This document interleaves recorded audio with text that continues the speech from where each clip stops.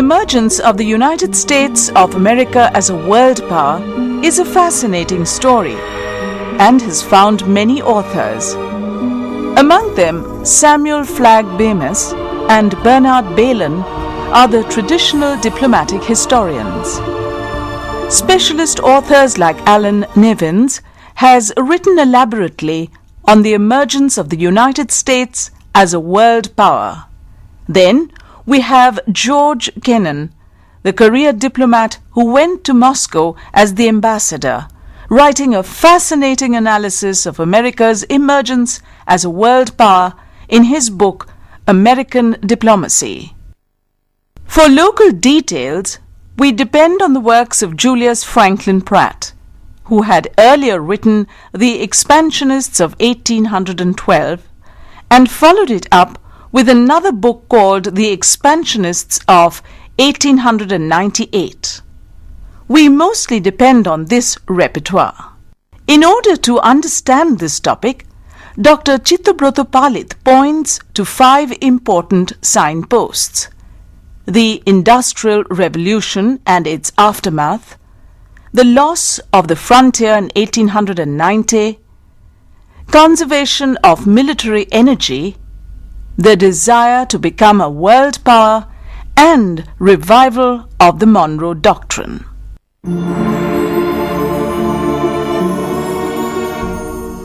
United States were producing not only the mineral goods, they were producing capacity iron and steel products. They had enough of coal, enough of oil, then all the other metals like copper, bronze, silver, gold, all these things they had in surplus. They wanted to export much of it because the domestic market was shy. There was not enough purchasing power to absorb all these industrial goods within the country. Apart from domestic consumption, they wanted to sell them abroad. But many of the old world countries, they had not the benefit of these inventions and discoveries. It has been already argued by historians of colonialism, that, like Furnivall and others, that in the modern century, the colonialism was one of surplus capital rather than of surplus of men. It is a surplus of capital. They had so much of wealth concentrated, accumulated inside the New World that they wanted to invest abroad for not only getting market but also to corner international business. So, sir, is it because of this that the economic factor is the main factor? I would think so. That's why I have placed it first, because this is the key factor. Then there are other factors which would augment it, which would reinforce it. That is there. But this is the central factor. Because you have a surplus, you want international market. Because you have a surplus, money surplus also, that you want to occupy the world stage. Because you have arrived, you wanted to show to the world, you showcase your achievement. For that you wanted to become a world power. So this is the material basis of imperialism. And this has to be reckoned as factor number 1. There was a crisis in America after the loss of the frontier in 1890. America was used to the expansion towards the west. And on that, the famous F.J. Turner had written his famous frontier thesis, that America could always offer equal opportunities to all people. They never had a close-paced existence. They always could expand internal. There was an internal expansion in the United States. And that absorbed all the shock of the settled areas of the East. They could move to the West. There's always a slogan that there is lack of opportunity in the East, in the close-paced existence. So let us move to the West. And generations of Americans had moved to the West until and unless it was finally stopped by the natural boundaries. And that boundary was the Rocky Mountain and the Pacific Ocean. So after that there was no turning back for America. They were expanding internally. But suddenly that opportunity was closed. And the Americans wouldn't compromise with a ration diet of prosperity. They would not reduce their standard of living. They didn't know how to adjust with other people. They only wanted to have their full share of the cake. And for this reason, they egged on the government, federal government, to take action so that the frontiering was not stopped. So, what would be the new frontier for them? The new frontier naturally would be the sea front. And they therefore demanded the United States should become a maritime power and they should acquire colonies in the Far East, Near East and Far East. So then do you think it has a frontier legacy of expansion? I should suppose so. Because, there is a momentum in American history. That momentum was built up by these great conveyor belt known as the American frontier, Western frontier. So because of this momentum, they didn't want to lose this momentum. This factor was very much there. So the material basis was prepared through Industrial Revolution. But the motivation was also very important. That motivation had come from this factor, that they would not compromise with quality of life. They would go on and on. And if necessary, they would emerge as a maritime power, acquire colonies, and continue their opportunities of living there in the new areas, new territories. I would like to highlight the next factor, which is also partly psychological and partly military. This factor is that the United States had only the Civil War. After that, they did not have a major war at all. Meanwhile, they had only conserved energy. Meanwhile, they had only conserved their military preparedness, which they had diligently done. They had a huge task force. They had the latest weapons. They had the latest warheads. And beginning from the West Point Naval Academy, they had also expanded their fleet. And the final expression was the making of the 7th Fleet to patrol the Pacific. So they had a huge build-up of army and navy and weapons. It's a veritable arsenal of the world. And for this, they needed a war to exhaust these resources. So it was something like expand or explode, the law of physics. So they wanted an explosion at this stage. And this was backed by the jingos of the country, the young next generation who had not seen any war at all. Their fathers had seen at least the Civil War. But these people, younger people in the 20s and 30s, they had not seen any war at all. They thought that they were tired of hearing the glory of their forefathers. They wanted to, enough of Washington, enough of Jefferson, enough of Lincoln. They wanted to find new heroes and or wanted to become heroes themselves.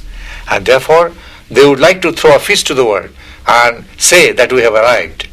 And from that psychology also, the jingos became a big lobby, the military hardware lobby, the war lobby in the White House. And they were very powerful, and they were pressuring the government to adopt an aggressive foreign policy as far as possible. So then, was it more of a psychological expression than a war preparedness? War preparedness was there, but war preparation is not always, that does not always lead to actual war or expansion. Preparedness is, deterrent for war, and they work for peace actually. So military preparedness is not always same as actual warfare. Many countries even today in the Cold War period, they prepare militarily. But that is only a deterrent to any kind of aggression by other powers. And that actually works for peace. So military preparedness is a condition for world peace. But here something different was being enacted. It was actually leading to a war. This is because of this strange psyche of the American people, the jingos, the new generation of people who wanted to show their muscle power. They wanted to show that they would also like to achieve something because they have enough power. Only a spark was needed to ignite the flame, and the spark was provided by the jingos. So that factor I cannot. England, France, Germany, Spain, all of them had colonies. Germany started late during the time of Bismarck. But then Germany also caught on and had several colonies in the world, particularly at the expense of Africa and Asia. But they had. All the powers had colonies, and they naturally dangled that before others, showing that yes, we are the world power, you are not. We have the colony. The United States wanted to match up to it. They also wanted to dangle something before them, that this is our colony. It's something, like a diamond necklace around the neck. So something like that they wanted to show to the world. And for that reason also, this is also a psychological factor. But unless you are backed by power and goods, you cannot really give priority to psychological factors. So they had the equipment for war, and they had the psychology at the same time. Both these were operating.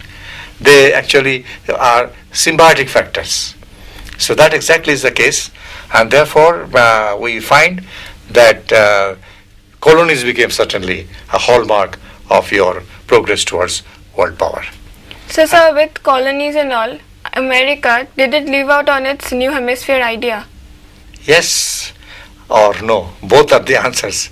As to yes, I would say certainly once you become a jingo power, you become an imperialist power only at the cost of the democratic rights, human rights of other people who are weak. And there you abandon democracy or human rights. New hemisphere idea, about which Whitaker has written an excellent book, but he also admits that towards this period, towards the end of the 19th century, there was a steep decline of the new hemisphere idea. Suddenly, United States had departed from their old stand for democracy or human rights, that they are the saviors of the world.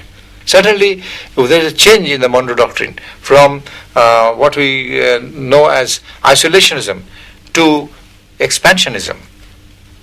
So, the democratic ideas were abundant. But on the other side, I said no, in the sense that wherever they interfered in the neighborhood or outside in the Pacific, they went into the war in those areas in the name of preserving democracy, making the world safe for democracy, for human rights. There, the weaker people were smarting under tyrannical rule, and they were like Sir Galahad's to rescue the Holy Grail. So that was the attitude. So they justified, the rationale of their intervention was that they were doing it for the democratic rights of the suffering people in these countries. So, or sir, colonies. did they actually believe in this, or was it a pretense? They think that, well, they were actually saving the world for democracy. They actually believed that they were the champions of democracy, human rights, etc., freedom of the press, and so many other things. But they are not sure, they are not even aware that they were themselves violating those norms. They are not sure. Even today, they have so much of smugness that they don't understand. So I would say that it is smugness rather than pretense. Monroe Doctrine, as you all know, was at the time of James Monroe in 1823, when the United States was a trembling lamb, a weak power, and couldn't defend her own rights. And at that time, they thought that they must show off that they were a power to reckon with. And unless you show off or pretend that you might accost any kind of aggression by the old continental powers, you would be simply smothered. From that point of view, Monroe had pleaded his Monroe Doctrine, which was originally a Monroe Message, a white paper. But gradually it developed into a doctrine. As United States became powerful, it became a doctrine. It is a period of confidence, age of confidence for United States. So that confidence had come from Industrial Revolution, from war preparedness, for the jingo psyche of the people. From all this, the confidence has been generated. And on that basis, the Monroe Doctrine has this transformation from isolationism to expansionism. It is a reality show, no longer acting, but a reality show. And its manifestation we find in their intervention in several areas. We know at the time of McKinley, the president in the early 1880s, and followed by Grover Cleveland, the next president in the first term, they had already started acquiring territories in the Pacific. They had gone into Haiti in the name of saving the people of Haiti. They simply replaced the Spanish authority by their own authority. Then they took Samoa. Then they moved toward Hawaii. And I have already quoted that in Hawaii also they thought that they were rescuing people. But actually they were not. They were having an American colonization of Hawaii in this way. And they are integrating these colonies into the American Republic. They became the states of the United States. But worse than that, they also wanted to have their authority expressed in the operation of the Panama Canal. Panama Canal was an agreed international waterway to go into Central America, to go into Latin America. This was ensured by an earlier act known as Clayton-Bulwer Act of 1850. In that Clayton-Bulwer Act of 1850, we find that United States agreed with UK that Panama Canal was opened at that time, that Panama Canal should be an international thoroughfare, mainly for peace and commerce and no aggression. This was the stand of United States, and UK also nodded in. But by 1901, when Theodore Roosevelt was there as the president, he used to speak softly but carry a big stick. That was Theodore Roosevelt's diplomacy. He threw in a thing called Roosevelt Corollary of 1901. Now in this corollary, Theodore Roosevelt argued that United States must take over the management of the canal system from UK because it was their territory. They must control the waterway. So hegemony was being sounded here by these Roosevelt corollary. And UK had become, softer. They could not protest against the United States superiority. They had to acknowledge the challenge thrown by United States under Theodore Roosevelt. And this being the case, we see the complete expansion of the Monroe Doctrine into something, a doctrine of expansion. In this way, Monroe Doctrine has been transformed. It was no longer a document of peace. It is a war document now. It's a war document one. Threat of war is a guarantee for peace, it is said. So this is the threat of war. You can pose in such a way only when you are really powerful. They were sure that UK could do nothing, coming all the way 3,000 miles across Atlantic to challenge the might of United States. United States would have a field day, and they would control this canal, and UK would not be able to do anything about it. This is called diplomacy of brinkmanship. So this is something called brinkmanship. You go to the extremist challenge, you can say. You go to the extremist challenge, waiting for war to come. Because you are fully prepared. You want war. Your psyche is for war. And when you are in such a bellicose mood, the power who would like to say that no, you have to honor the Clayton-Bulwer Treaty, they become chicken-hearted. They couldn't do that. UK had to surrender meekly to this warlike stand of Theodore Roosevelt. And ultimately, this right was conceded to the United States that they would control the management of the Panama Canal as an international waterway. So in this way, Monroe Doctrine went to the extremes. It had a full expansion. And after that, of course, people of Panama, in the Panama Conference that took place in 1901, the Hay-Ponsford Treaty had already replaced the Clayton-Balboa Treaty in 1901 as a result of Roosevelt corollary. And in the Panama Conference, however, they found a different kind of mood of the local people and many of the Latin American people. They didn't like this big brother attitude of the United States. They totally rejected this whole idea of picking the chestnuts of somebody else's fire. They thought that United States was only replacing the continental hegemony by its own. So Monroe Doctrines were being challenged and rejected by the Latin American powers. It will be rejected, of course, by 1940, by the Greenland Conference or Montevideo Conference in 1938. But even before, we have the first, we can say, first nail driven into the coffin of the Monroe Doctrine. That was sounded in the Panama Conference of 1901. So this is then the trajectory of the Monroe Doctrine in connection with the America's emergence as world power. All these factors combined to make America the world power. But George Kennan, the famous author, a Marxist author, who had pointed out, unless you are powerful, you don't exhibit power. Others are exhibitionisms. But main thing is you have something to exhibit. And this was created by Industrial Revolution, according to George Kennan. He thinks that it's a dormant factor, but it's a main factor. Others are exhibitionisms. Later on, the whole thing was ignited. But the combustibles were there. And the combustibles were the real factors behind the American imperialism.